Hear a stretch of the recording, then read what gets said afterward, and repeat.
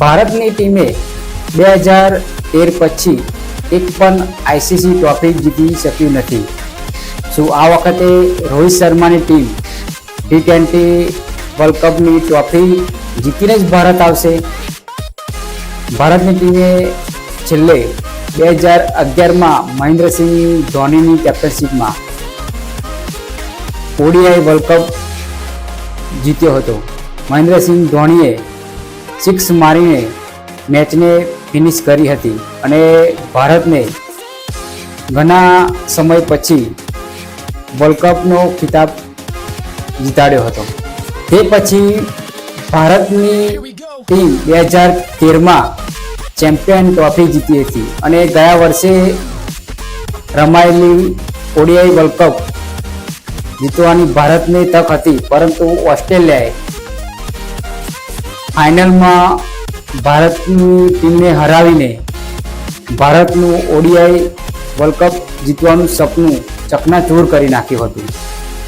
આ વર્ષે ભારતની ટીમને T20 ચેમ્પિયન બનવાની આશા જાગી ઉઠી છે અને આ વર્ષે એવા સંજોગો બન્યા છે કે જ્યારે 2007માં ભારતીય ટીમ T20 ચેમ્પિયન બન્યું હતું ત્યારે પહેલી મેચ ભારતની વરસાદના કારણે ધોવાઈ ગઈ હતી અને આ વર્ષે પણ ભારતની એક મેચ વરસાદના કારણે ધોવાઈ ગઈ છે અને આ વર્ષે ભારતની ટીમ જબરજસ્ત ફોર્મમાં છે. ભારતે આયર્લેન્ડને હરાવી અને પછી પાકિસ્તાનને હરાવ્યું અને પછી અમેરિકાને હરાવીને જબરજસ્ત ફોર્મમાં ચાલી રહેલી ટીમ ભારતની ટીમ સુપર 8માં પહોંચી ગઈ છે અને હવે ભારતની ટીમ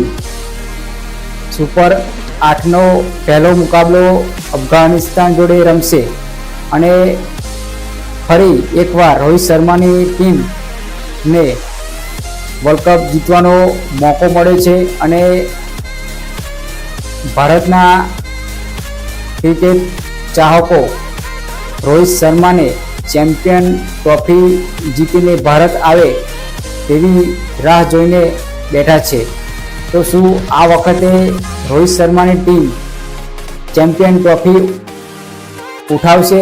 T20 વર્લ્ડ કપની ટ્રોફી ઉઠાવશે? કમેન્ટ સેક્શનમાં જરૂરથી લખજો અને મારી આવી ક્રિકેટની વિડીયો ગુજરાતીમાં જોવા માંગતા હો તો આ ચેનલને સબસ્ક્રાઈબ કરી બેલ આઇકનને દબાવી દેજો. તો મળીએ મારી આવતી વિડીયોમાં. ત્યાં સુધી જય હિન્દ, જય ભારત.